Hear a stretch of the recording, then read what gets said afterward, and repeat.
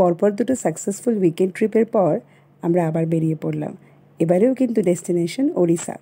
প্রথমেই আমরা পৌঁছে গেলাম ওড়িশার নীলগিরিতে কুলডিহা পাহাড়ের পিছনে কুলডিহা অভয়ারণ্যে। সেইখানে বেশ কিছুটা সময় কাটিয়ে আমরা এগিয়ে চললাম আমাদের পরবর্তী ডেস্টিনেশন ঋষিয়া ড্যামে। খুব সুন্দর এই পরিবেশ দেখে মন ভরল, তার সাথে সাথে পেল খিদেও। কিন্তু রাস্তায় পড়ল মা বিপত্তারিণীর মন্দির। সেই মন্দির দেখে চললাম আমরা আমাদের ডেস্টিনেশন ব্ল্যাকবেরি রিসর্টে। রিসর্টে পৌঁছে খাওয়া দাওয়া সেরেই চললাম আমরা সমুদ্রের তীরে। আর ঝাউবনের মধ্যে দিয়ে রাস্তা পেরিয়ে যখন পৌঁছলাম তখন আলাদাই একটা আনন্দ অনুভব করলাম।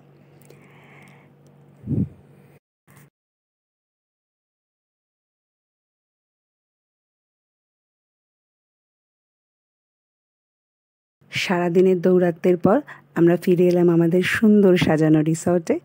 পরের দিন সকালে উঠেই চলে গেলাম আমরা বোট রাইডিংয়ে বুড়িবালাম নদীতে। তারপরে ঘুরে নিলাম জগন্নাথ মন্দির। তারপরে বৃষ্টির মধ্যে কিছুক্ষণ বসে থাকা, আম কুড়োনো, ফের বাড়ির রাস্তায় পাড়ি দেওয়া।